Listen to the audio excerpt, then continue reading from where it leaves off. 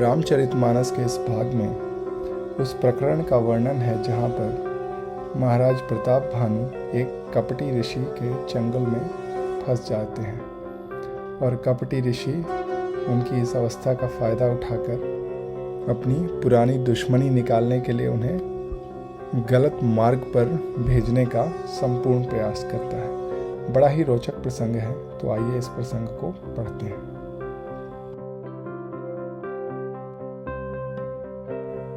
नाम तुम्हारे प्रताप दिनेसा, सत्य के तू तव पिता नरेसा। गुर प्रसाद सब जानिया राजा, कहिए ना आपन जानिया काजा। तुम्हारा नाम प्रताप भानु है।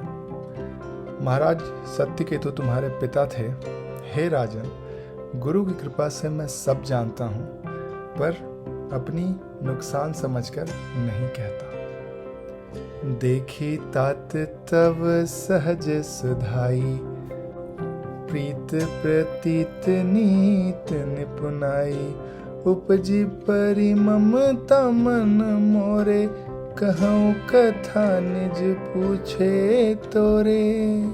हे तात, तुम्हारा स्वाभाविक सीधापन, प्रेम, विश्वास और नीति में निपुणता देखकर मेरे मन में तुम्हारे ऊपर बड़ी ममता उत्पन्न हो गई है। इसलिए तुम पूछते हो तो मैं अपनी कथा तुमसे कहता हूँ। अब प्रसन्न मैं संशय नाही, मागु जो भूप भाव मन माही। सुनि सुबचन भूपति हर्षाना, गई पद विनय कीन्ही विधि नाना। अब मैं प्रसन्न हूँ, इसमें संदेह न करना। हे राजन, जो मन को भावे वही मांग लो। सुंदर प्रिय वचन सुनकर राजा प्रसन्न हो गया और मुनि के पैर पकड़कर उनसे बहुत प्रकार से विनती की। कृपा सिंधु मुनि दर्शन तोरे, चारी पदारथ कर तल मोरे।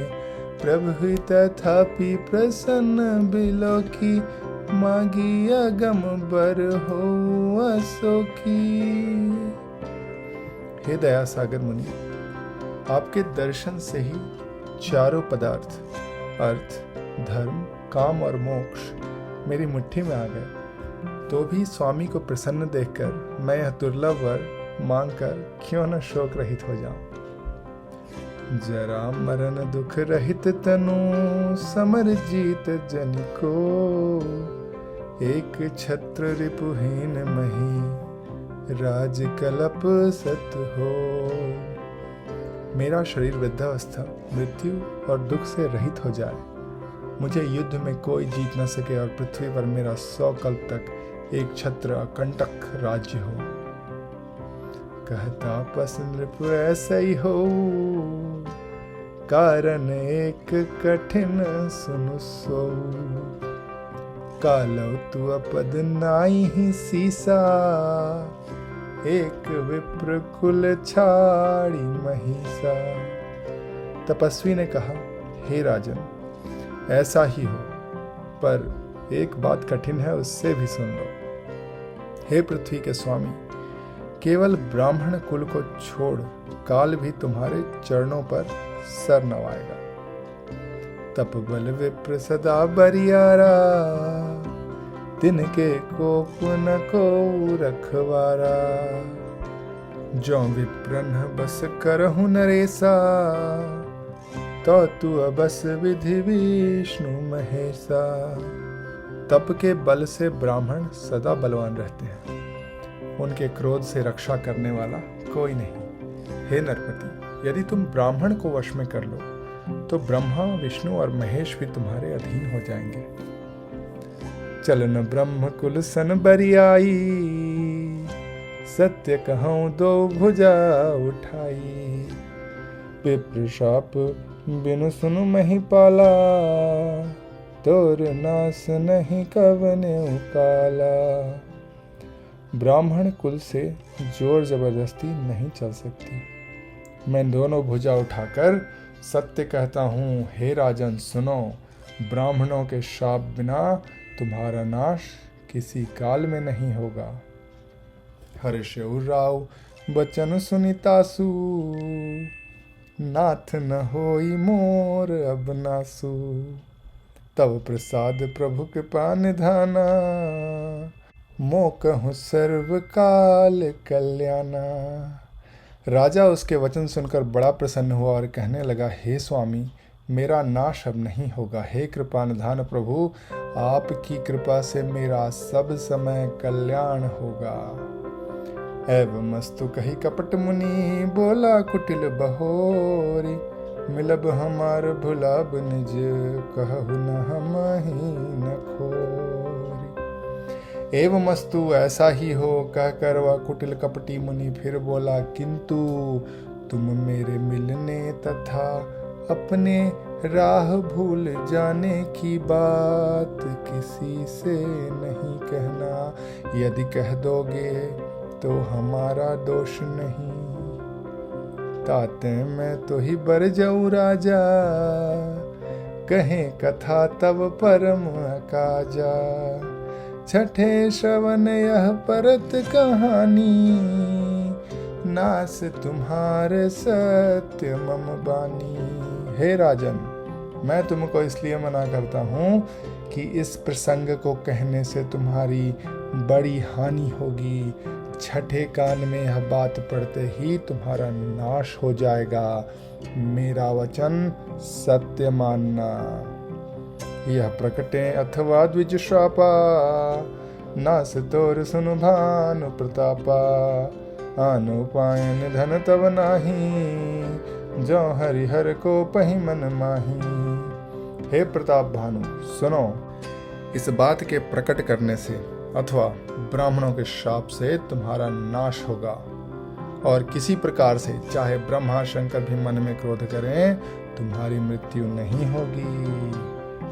सत्यनाथ पद गहिंद्र प्रभाखा, द्विज गुरु कोप कहु को राखा। राखै गुरु ज्यों कोप विधाता, गुरु विरोध नहीं को जग त्राता। राजा ने मुनि के चरण पकड़ लिए, कहा, हे स्वामी, सत्य ही है। ब्राह्मण और कुल के क्रोध से कहिए कौन रक्षा कर सकता। यदि ब्रह्मा भी क्रोध करें तो गुरु बचा लेते हैं, पर गुरु से विरोध करने पर जगत में कोई भी बचाने वाला नहीं। जो न चलब हम कहे तुम्हारे, हो नास नहीं सोच हमारे। एक कहीं डर डर पत मन मोरा, प्रभु मही देव श्राप अति घोरा। यदि मैं आपके कथन के अनुसार नहीं चलूंगा तो भले ही मेरा नाश हो जाए, मुझे इसकी चिंता नहीं है। मेरा मन तो है प्रभु केवल एक ही डर से डर रहा है कि ब्राह्मणों का श्राप बड़ा भयानक होता है। हो ही विप्र बस कवनि विधि, कहो कृपा करिसो। तुम तज दीन दयाल निज, हित न देखऊं को। वे ब्राह्मण किस प्रकार से वश में हो सकते हैं, कृपा करके वह भी बतलाइए। हे दीन दयालु, आपको छोड़कर मैं किसी को अपना हितैषी नहीं देखता। सुनो नृप विविध जतनम जग माही, कष्ट साध्य पुनि हो ही कि नाही। अहि एक अति सुगम उपाय, तहाँ परंतु एक कठिनाई। तपस्वी ने कहा, हे राजन सुनो, संसार में उपाय तो बहुत हैं, पर वे कष्ट साध्य हैं। बड़ी कठिनता से उपाय होते हैं, और इस पर भी सिद्ध हो या ना हो, उनकी सफलता निश्चित नहीं होती। हाँ, एक उपाय बहुत सहज है, परंतु उसमें भी कठिनता है। मम अधीन जुगति नृप सोई, मोर जाव तब नगर न होई। आजु लगे अरु जब ते भयऊं, काहु के गृह ग्राम न गयऊं। हे राजन, वह युक्ति तो मेरे हाथ है, पर मेरा जाना तुम्हारे नगर में हो नहीं सकता। जब से पैदा हुआ हूँ तब से आज तक मैं किसी के घर अथवा गांव नहीं गया। जो न जाऊं तब हो या काजू, बना आई असमंजस आजू। सुनि महिष बोले मृदुबानी, नाथ निगम असिनीत बखानी। परंतु यदि नहीं जाता हूँ तो तुम्हारा काम बिगड़ता है, आज बड़ा असमंजस आ पड़ा है। यह सुनकर राजा कोमल वाणी से बोला, हे नाथ, वेदों में ऐसी नीति कही है कि बड़े स्नेह लघुन पर करहीं, गिर निज सिर नि सदा तृण धरहीं। जलधि अगाध मौलि बह फेनु, संतत धरनि धरत सिर रेनु। बड़े लोग छोटों पर स्नेह करते हैं, पर्वत अपने सिरों पर सदा घास को धारण किए रहते हैं, अगाध समुद्र अपने मस्तक पर फेन को धारण करता है, और धरती अपने सिर पर सदा धूलि को धारण किए रहती है। अस कही गहे नरेश पद, स्वामी हो कृपाल।